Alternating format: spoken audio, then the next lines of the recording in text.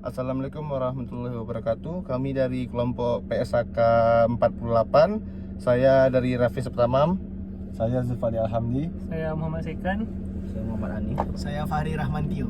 Baik, untuk paparan pertama akan saya jelaskan. Agenda yang akan kami paparkan ialah penurunan nilai, akuntansi penurunan nilai, dan juga ilustrasi penurunan nilai. Adapun tujuan dari PSAK 48 ialah menetapkan prosedur agar aset dicatat tidak melebihi jumlah terpulihnya sampai ke impairment.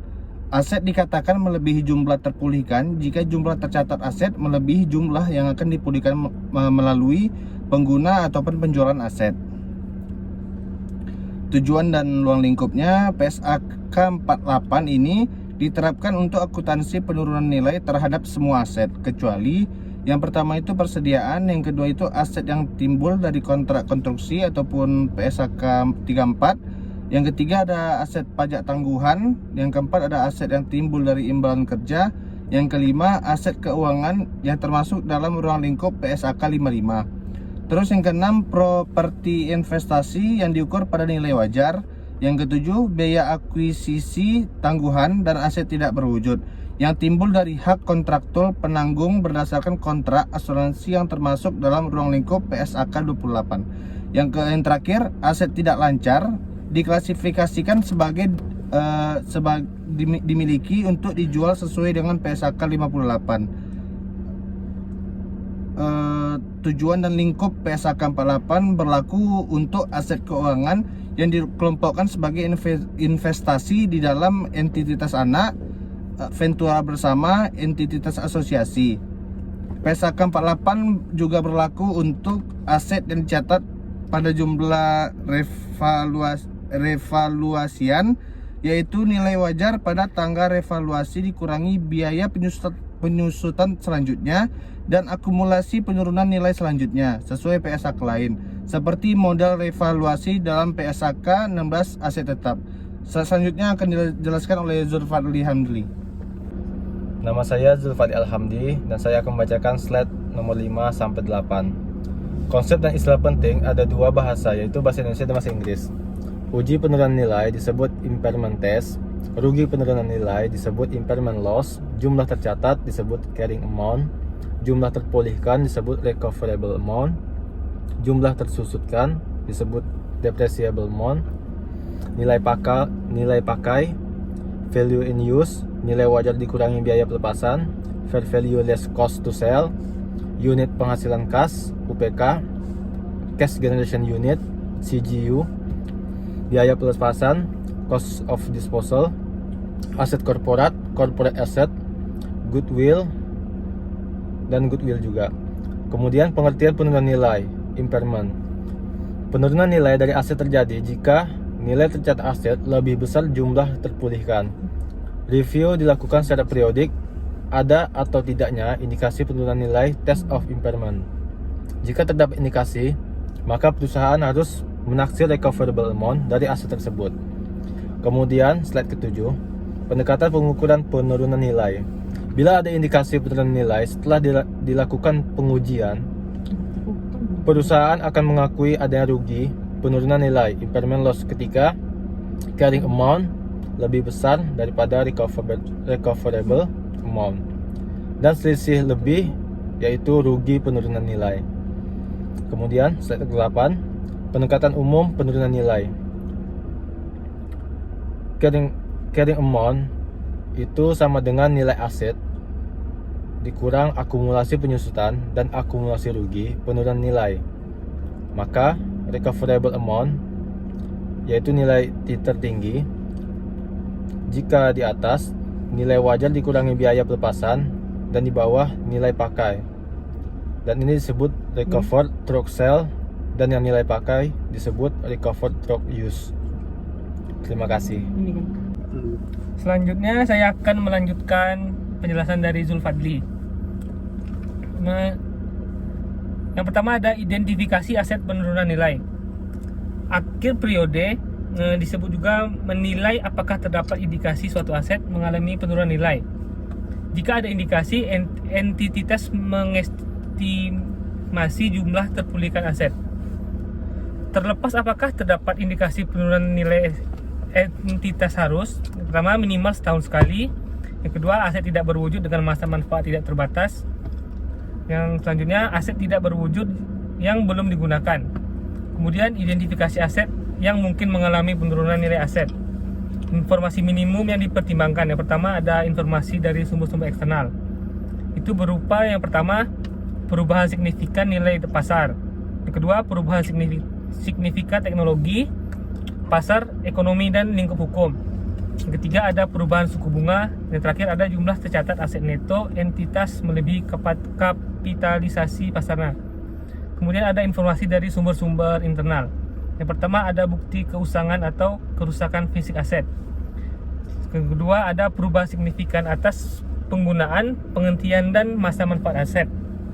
Yang terakhir ada bukti internal mengindikasikan bahwa kinerja ekonomi aset lebih buruk dari yang diharapkan. Kemudian ada pengukuran jumlah terpulihkan.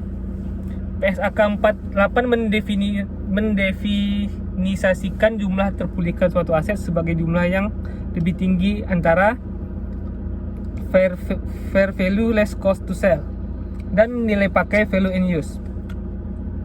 Pengukuran jumlah terpulihkan, nilai wajar dikurangi biaya pelepasan atau fair value cost to sell. Kemudian ada nilai pakai value in use. Sekian dari saya. Terima kasih. Baiklah, di sini saya akan melanjutkan penjelasan dari Muhammad Saikan. Bagian pengukuran jumlah terpulihkan. Yang pertama, mengestimasikan arus kas masuk dan arus kas keluar di masa depan dari pemakaian aset tersebut dan pelepasannya pada akhirnya. Yang kedua, menerapkan tingkat diskonto yang tepat atas arus kas masa depan tersebut. Hambatan proyeksi arus kas. Yang pertama, didasarkan pada asumsi yang masuk akal dan didukung oleh fakta atau teori. Yang kedua, didasarkan pada anggaran keuangan yang terbaru dan telah disahkan oleh manajemen.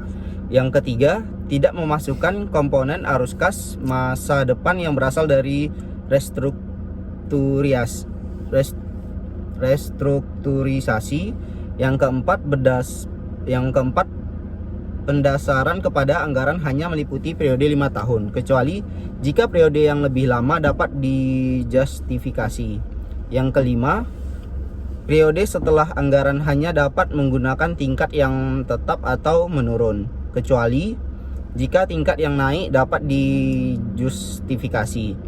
Yang keenam, tingkat pertumbuhan yang digunakan dalam proyeksi ekstrapolasi tidak dapat melebihi rata-rata jangka panjang pertumbuhan untuk produk, industri, atau negara tempat entitas beroperasi atau pasar di mana aset tersebut digunakan, kecuali jika tingkat lebih tinggi dapat dijustifikasi.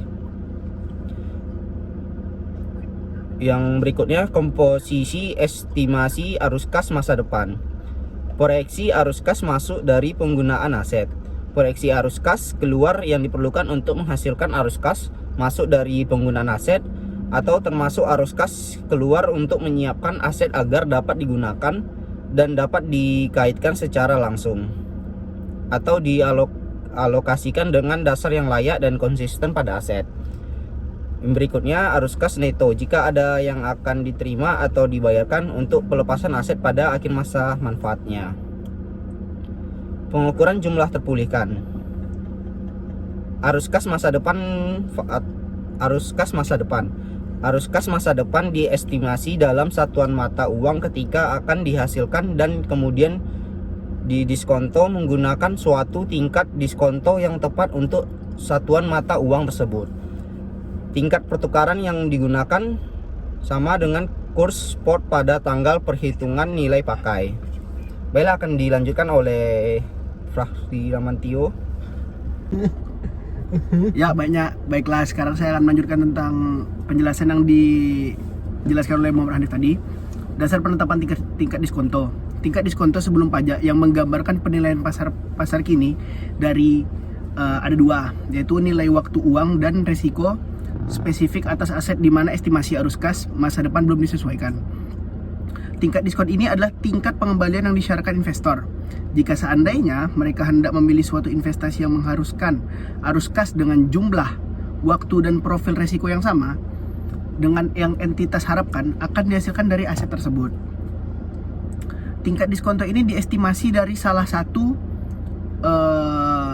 antara tingkat diskonto implisit pada transaksi pasar kini terhadap aset sejenis atau rata-rata tertimbang biaya modal entitas yang tercatat di bursa efek yang memiliki aset sejenis. Terus pengakuan rugi penurunan nilai. Nilai terpulihkan lebih besar dari nilai yang tercatatnya. Nilai tercatat aset diturunkan menjadi sebesar nilai terpulihkan. Penurunan tersebut adalah rugi penurunan nilai. Rugi penurunan nilai segera diakui dalam laporan laba rugi, kecuali aset disajikan pada jumlah direvaluasi sesuai dengan standar lain. Contohnya di PSAK 16 yaitu aset tetap.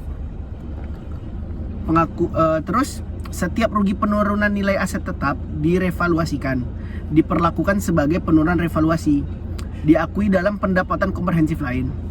Sepanjang kerugian penurunan tidak melebihi jumlah surplus revaluasi untuk aset yang sama, rugi penurunan nilai atas aset revaluasian mengurangi surplus revaluasi untuk aset tersebut. Terus kami juga menyajikan beberapa ilustrasi dalam slide kami yang bisa dilihat sendiri, dan jika memang ada yang perlu ditanyakan nanti tinggal ditanyakan kepada kami. Sekian presentasi dari kelompok kami. Apabila ada kekurangan dan kesalahan mohon maaf. Assalamualaikum warahmatullahi wabarakatuh.